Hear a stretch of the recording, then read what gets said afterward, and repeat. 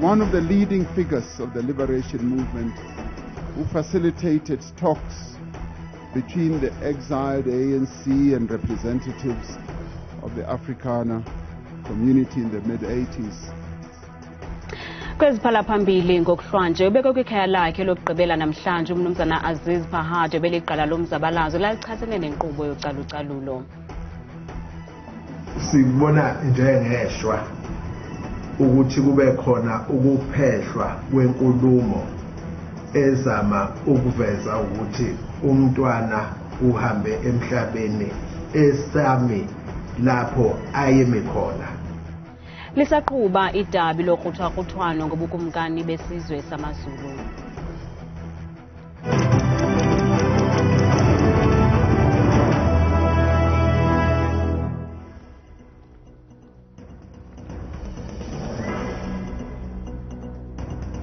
Sinamkele kwakhona kwiindaba zethu ngokuhlwanje kusuku lokugqibela lokuvala inyanga yamagugu njengesiqhelo ndaba indodwa ndaba nokuphumza sikhumba noyitoliki yolwimi lwezandla Botani Mzonzundu. Mongameli Cyril Ramaphosa uthi ukusweleka kukamnumzana Pahad kushiye isikhewu esibonakalayo kwinkululeko yeli nakumazwe angaphandle. Ethetha kwinkonzo yokumkhapha umongameli Ramaphosa umtyibele lika-Pahad njengethandazwe elichithe ixesha elininzi lilwela ubomi obungcono babemi boMzantsi Afrika. Umfi uPahad ubekwe kumadlaka seWest Park eRhawutini namhlanje. Ongasekhoyo umnumzana Pahad ubengusekela mphathiswa wemicimbi yezangaphandle ukususela ngo-1994 ukuya kuthi xhaxhe ngo-2008.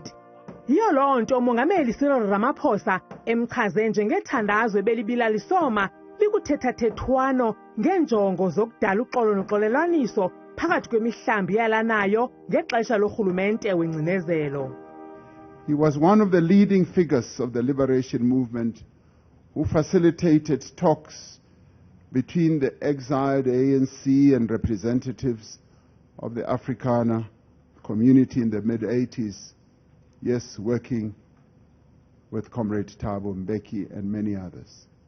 Umongameli utyatyadule wathi okaPahad namanye amagorha omzabalazo wenkululeko akazange atyhafiswe bubunzima bokulwa amadabi koko benza kanye njengamaqhawe okwenene.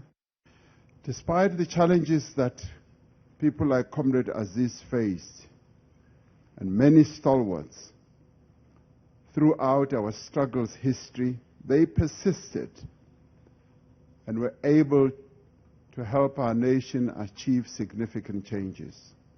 Egameni losapho unyana kamfi uPahad umkhumbule utata wakhe njengesicaka omsebenzi waso ikukubona abantu benqamla ubunxwane benkululeko. It was a life which was so well lived and had such a huge impact. The greatest sadness I feel at the moment comes from the unfairness of his passing before he could fulfill all of the plans that he and the incomparably brilliant Anjana had following her retirement. But the joy comes both from my memories and from the inspiration we should all take from how his life was lived and the service he gave both to the nation and as a true internationalist. Umfi uPahad kwachazwe njengeqabane lokwenene ebelinobulali ikhalipha ebelibeke abemibeli phambili. Ushanga semva inkosikazi yakhe nabantwana abathathu nomntakwabo uNasim. Owayefudula engusekela mphathiswa wemicimbi ezangaphandle kweli umnumzana Pahad kwakhunjulwe ngoogxa bakhe ngegalelo lakhe kwidabi lenkululeko yeli. Uthulelwe umnqwazi ngokuba lichule kwimiba yezangaphandle.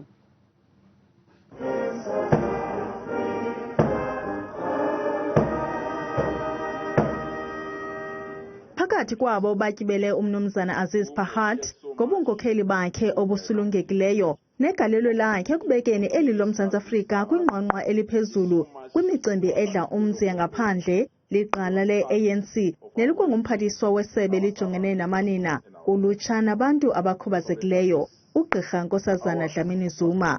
Umemelele uluntu ukuba lucancathe ekhondweni lweenkokheli ezifana noPahad ukwakha uMzantsi Afrika omanyeneyo. May we be like Comrade Aziz's generation. We're not only able to preempt the challenges, but also were able to outmaneuver them in a manner that delivered this freedom that we enjoy today. What we should be doing is to say, how many people can we get to emulate Aziz? Because we need more of that kind of person. Because with all of the challenges we're facing here at home now, that's exactly the kind of person you need. Owayefudule ngumphathiswa wezobuntlalo kweli umnumzana Ronnie Castle umkhumbule uPahad ngegalelo lakhe kwintshukumo zokulwa urhulumente ubandlululo ngokobuhlanga. He was steeled in the struggle. He was firm. Aziz Pahad was as solid as a rock. Ukanti owayengunozakuzaku wele Burundi nasemelika umnumzana welile nhlapho umncome uPahad ngesakhono sakhe sokusebenzisana ngesidima nabantu kwiqonga lehlabathi. He understood the importance of building lasting relationships with diplomats from all geographic regions. Aziz believed in imparting knowledge and investing in young people and made friends to many. uPahad ukwakhunjulwe ngokufaka phansi kwephiko lakhe alole izakhono zabathunywa beli kumazwe angaphandle. Amalungu endlu yobukumkani besizwe samaZulu ahambisana nomntwana uSimakade kaZwelithini athi ongasekhoyo uNkosi Mangosuthu Buthelezi beselenga kwicala lawo ngethuba esweleka. Lamalungu athi umntwana wakwaphinda ngene kwakunye nawo bebesele beyibona into yokuba ukumkani uMisuzulu kaZwelithini akakufanelanga ukuba ikumkani yesizwe samaZulu. Amalungu endlu yasebukhosini bakwaZulu ngaphansi kolawulo lomntwana uSimakade Zulu abambe inhlanganiso nonondaba ecacisa ngohambo lwawo kwaphinda ngene ukuyagxwala emswaneni emva kokusithela emafini komntwana inkosi Mangosuthu Buthelezi. Sahamba kahle-ke ohambeni-ke olaba khona basemukela kahle kwaButhelezi masingena esangweni bahlangabeza semukeleka kahle nenkulu inhlonipho bayigeza futhi ngonyama ngokukhethekile basigeza nathi singabantwana nendlunkulu. Olusapho luhambise lwathi lona luyindlu yakwaZulu lunobudlelwane bobuhlobo nendlu yakwaButhelezi yaye luyazikhwebula kwindetha ezithendizo kokuba akulalwa ngengubo enye. Abanye basebejabula ukuthi hawu ingonyama isophindiye kwaButhelezi futhi ayirecognize kwaButhelezi njengengonyama. Sakubeka-ke nalokho ukuthi-ke kukhona ukuthi kuxove imindeni ngoba thina siyazalana. AbakwaButhelezi ngeke besho ukuthi hayi lona into ethile lona into ethile. Bazomukela bonke yonke indlunkulu efikayo. Umntwana uThokozani Zulu uzikhabe ngawo omane indetha abathe zibubuvuvu ezidandalazisa ukuba inkosi Buthelezi ulandulele eli esanika inkxaso kwikumkani uMisuzulu kaZwelithini. Sikubona njengeshwa ukuthi kube khona ukuphehlwa kwenkulumo ezama ukuveza ukuthi umntwana uhambe emhlabeni esami lapho ayemi khona uqala udaba. Ngakulona iqiniso lelo. Siyanxusa futhi nalabo abaphehlayo ukuthi behlukane nalokho ngoba ngakusilona iqiniso. Baqabelise ngelithi inkxaso yabo ngakumntwana uSimakade ayigunqi. Umphathiswa wamapolisa uNjengelebheki Icele ubongoze amapolisa kuba makangaphosisi maseko xa ehlaselwa zizaphula imithetho mawadubule nawo ngelokuzikhusela. Umphathiswa ukuthethe okukumngcwabo wepolisa eLenasia eGauteng namhlanje. Warrant Officer Damen Morris onama41 ubudala nobekwicandelo le-anti-gang udutyulwe wasweleka ngethuba esabele ubizo kwindawo apho bekusaphulwa khona umthetho wesibheri ngecawe egqithileyo. Okacele ugxeke kabukhali iziganeko zokubulawa kwamapolisa ezithande ukunyuka kweli. Kanti abantu baphefumle ngelinqaku kwiqonga lethu leWhatsApp.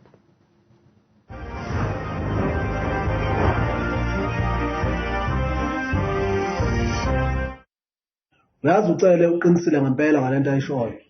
Akusathandeki. Futhi nathi asikuncomo ukubulawa kwamaphoyisa yigebengu ngoba avikela thina lamaphoyisa futhi siyawasola mayengenzi kahle. Yihambisana kakhulu mawubheka icala amaphoyisa ayaphela. Kodwa ke ngathi mabahlukumeza abantu nabangenzanga nto apha endleleni kuba benikezwe igunya bawubheka icele. Msasazi ibhlungu into yokuba ngabana amapolisa abulawe kangaka. So uminister uright ndivumelana naye mina amapolisa mawazikhusela. UCele mangabi ligwala apha uthi mawuqinisa isandla how kanjani makachazi ba amapolisa aqinisa isandla kanjani. Siyacela bakithi abakwenza lokho abakuyeke ngempela ngoba amapolisa mayesayiphinselela kuba ngathi awuhlukumeza umphakathi kuba ngathi awuhlupha umphakathi. Ngenisho lingephiko libeka ukubheka icele emsakazi amaphoyisa mawaqinisa umthetho istatement edala ehlala esicula kodwa ke kubeke kucaca amaphoyisa awasiyi insimbi nawo awaziphindiselele esigebengini. Lingafi iphoyisa liphethe isibhamu uhulumeni wanikezile ibhamu amaphoyisa awashaya ikhanda makumele eshaya ikhanda. Bukela ungaphefumula kwimixholo yethu sebenzisa le nombolo ka-WhatsApp nengu-071 670 2548. Uphando oluqhutywe liqela lamapolisa aseLas Vegas eMelika ludize kuba uTupac Shakur wayeyimvumi ye-hip hop wabulawa ngenjongo yindoda eyayifudule inkokheli yemigewu ngo-1996 uDwayne Davis. OkaDavis ubanjwe izolo ekhayeni lakhe zewabekwa ityala lokubulala uTupac ngethuba wayeneminyaka engama-25 kuhlaselo lokudutyulwa. Ibanjiwe indoda ityholwa ngokuba nesandla ekubulaweni kwemvumi ye-hip hop yaseMelika uTupac Shakur eLas Vegas kwiminyaka engama-28 eyadlulayo. uTupac wayenama-25 eminyaka ngethuba ebulawa ngemvula yembumbulu kuhlaselo lwabantu ababehamba ngesithuthi. uDwayne Davis onama-60 eminyaka wayefudula eyinkokheli yemigewu ngo-1996. Kubekwe ityala lokubulala uTupac. Amapolisa athi wakuceba ukubulala lokaShakur emva kokuba umtshana wakhe wabandakanyeka emlweni noTupac kwindawo yokuncakaza. For 27 years, the family of Tupac Shakur has been waiting for justice. We are here today to announce the arrest of 60-year-old Dwayne Keith Davis, a.k.a. Keefy D, for the murder of Tupac Shakur. Abalandeli bakaTupac bawaqhwabela izandla amapolisa ngomsebenzi awenzileyo nakubeni ethabathe ixesha.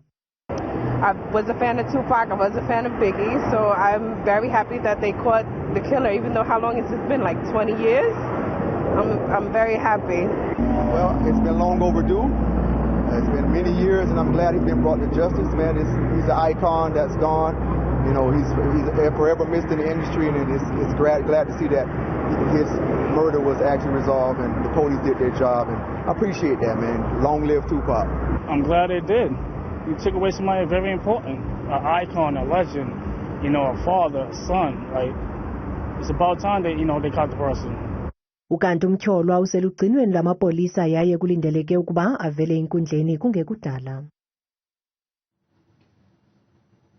Umbutho iForum for the Empowerment of Women isingathe umsitho ophawula i-19 leminyaka weSoweto Pride eDorothy Nyembe Park eDobsonville. Lo msitho wasungulwa ngonyaka ka-2004 ngenjongo zokubhiyozela amalungu e-LGBTQI+.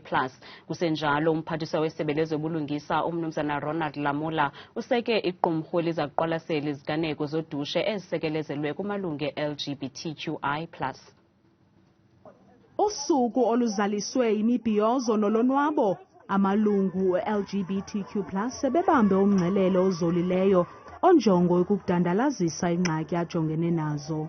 Soweto Pride is basically one of the biggest prides in South Africa at the moment. It's a community pride raising awareness on issues of LGBTI people, specifically for black queer people.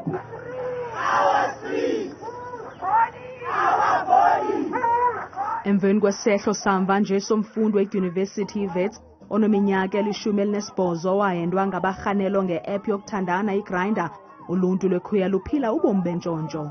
Grindr app is not safe for anybody because one of my friends got killed because they met on Grindr. This guy pretended as if he's in love with him and he said, "Can I cook for you?" Then when he said, "Can I cook for you?" then he put poison. He poisoned his food. Then after that he texted the friend and said, "Come and take your dog. You know you guys will deserve to be killed," because he was gay. Umphathiswa wenkonzo zoluleko Ronald Lamula useke iqumrhu elizaqinisekisa ukuba lisabela kwizikhalo ze-LGBTQ+. The National Task Team will be headed by the Deputy Minister of Justice and Constitutional Development and working with all his counterpart deputy ministers so that they get reports of cases that might be in the criminal justice system. Imibutho ibambene ngenjongo zokufundisa uluntu ngamalungu LGBTQ+, nanjengoko bekholelwa ukuba iziganeko zentiyo zibangelwa lulwazi olungekhoyo malunga nesini esahlukeneyo. Kwiindaba zethu kuchannel 163 oziphathelwa iNewsroom Africa, ndinguZola Sholwana eSoweto. Thabile Makhaphela selengqangile neMozulu.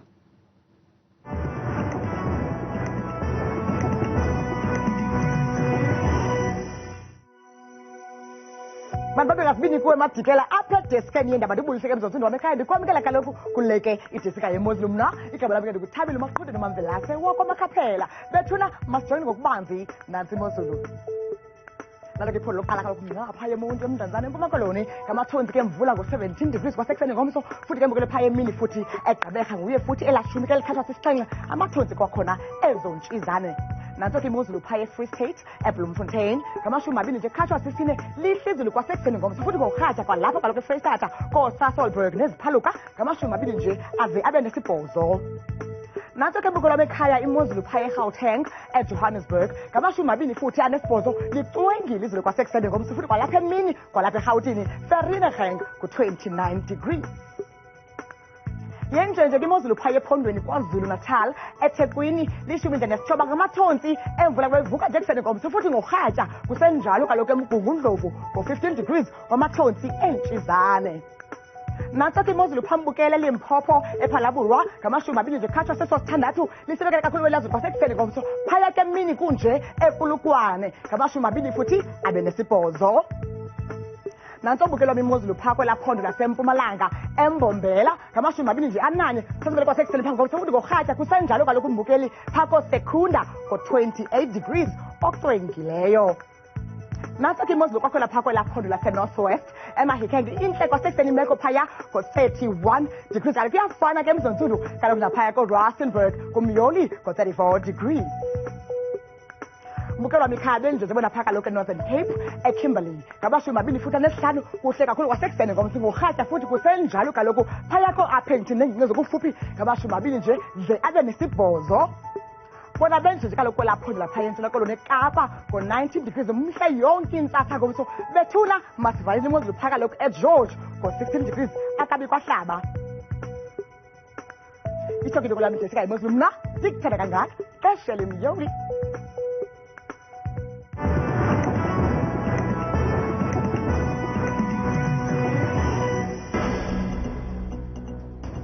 Ngawufumana la manqaku kwiqonga lethu le-YouTube nelithi Iindaba Zethu 163 kamnandi.